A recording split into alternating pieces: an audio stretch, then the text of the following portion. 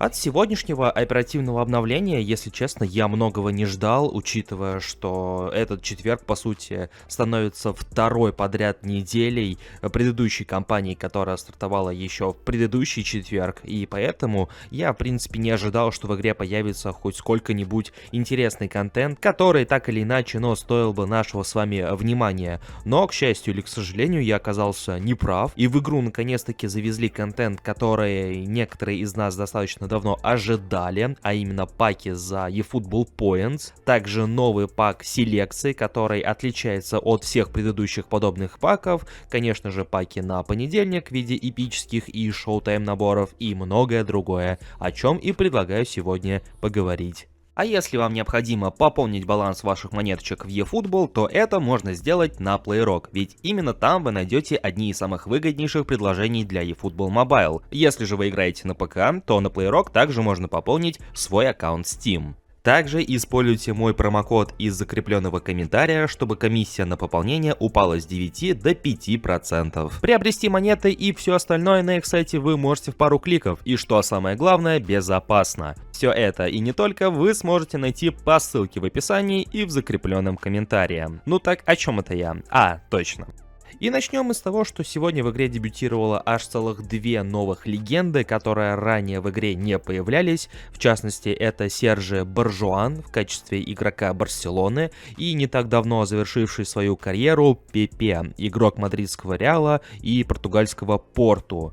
Так же, как и в случае с Рио Фердинандом, ему пару лишних сантиметров не накинули, но при этом выглядит не так плохо, как может некоторым показаться, и уж прям каким-нибудь Карланом или Карликом я бы его все-таки нарекать не стал. Все-таки моделька по своей длине ног неплохая, не уступает тому же самому Кьелини, например, которого, в принципе, более-менее котируют. Да и, в принципе, среди большинства остальных эпических и просто легендарных центрбэков Пепе выглядит далеко не самым плохим образом. Поэтому, если вы персональный фанат мадридского Реала или у вас в целом слабая линия обороны, то, в принципе, Пепе будет далеко не самым плохим выбором, учитывая, что в паке присутствует не менее интересный Майкон, которого давненько не было в рамках эпических паков в eFootball. По-моему, последний раз он появлялся где-то в рамках 23 или 24 части. Ну и чтобы далеко не отходить от темы, давайте вкратце упомянем паки, которые ожидают нас в понедельник, поскольку это даже не один пак, а сразу несколько. В частности, это эпический набор с игроками национальных сборных, потому что у нас как бы пауза на эти самые сборные.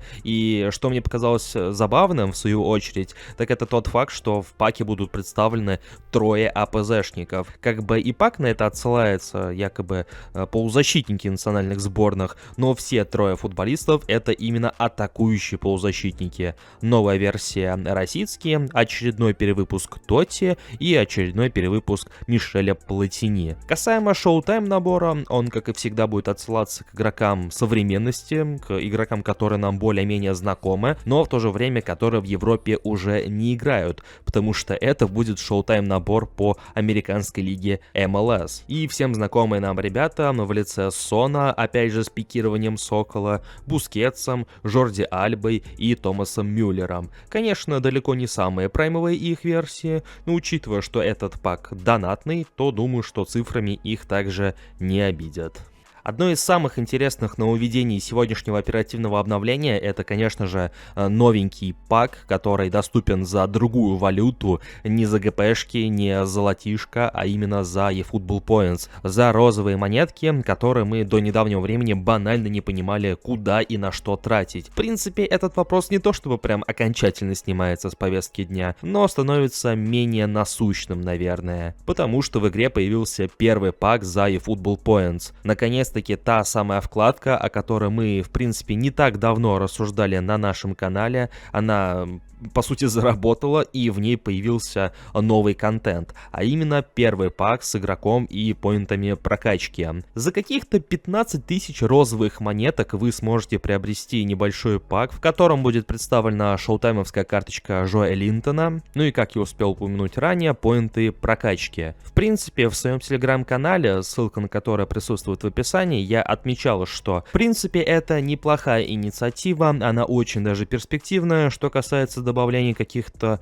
новых карточек, или даже в потенциале было бы неплохо вернуть какие-нибудь старые карточки, учитывая, сколько легендарных игроков, старых биг-таймов присутствует в базе данных. Понятное дело, что вряд ли они будут возвращать что-то старое, но, в принципе, раздолье для около фри-то-плейных аккаунтов достаточно большое, и в то же время хоть куда-то можно потратить эти самые eFootball Points. Но все равно, как будто бы 15 тысяч многовато, и в частности за бразильца. Но не выглядит он настолько интересным, чтобы тратить даже такую бесполезную валюту, как eFootball Points. Ну и еще один момент, который мне также показался интересным, а именно появление нового пака селекции, потому что мы привыкли, что паки селекции появляются за номинальные контракты, если речь идет о отдельно лицензированных лигах наподобие японского чемпионата, турецкого чемпионата и Бразилии. И также подобные паки доступны за золотые монеты, если речь идет о более знаменитых и более известных чемпионатах наподобие Ла Лиги, Серии А и английской премьер-лиги. И впервые за все это время в игре появился пак селекции по остальным европейским чемпионатам, и получается, что в одном паке объединили аж несколько чемпионатов: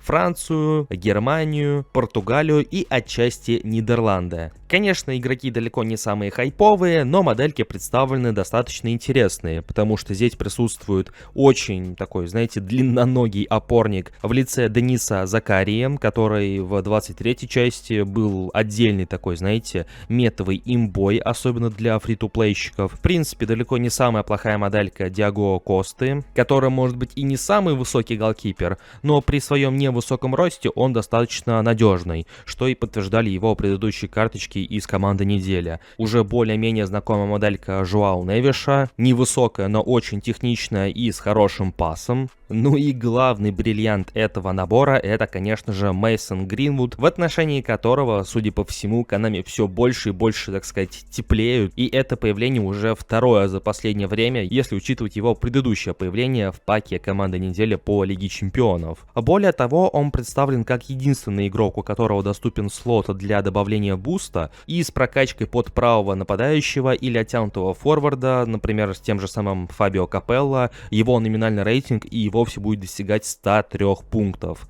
И получается, что на бумаге не самый интересный четверг, который по сути должен был стать продолжением уже идущей кампании с теми же самыми шоу-таймами за селективный контракт, смог приятно удивить на самом деле. Может быть, контент не прям какой-то фантастический, но по тем или иным причинам мне кажется, что он может привлечь наше с вами внимание. Поэтому в комментариях под этим роликом буду ждать ваше мнение касаемо всего увиденного, кого по итогу вы решили забрать за селективный контракт и успели ли забрать этих самых шоу-таймов к моменту выхода этого ролика. Ну и в целом, как вам весь сегодняшний контент.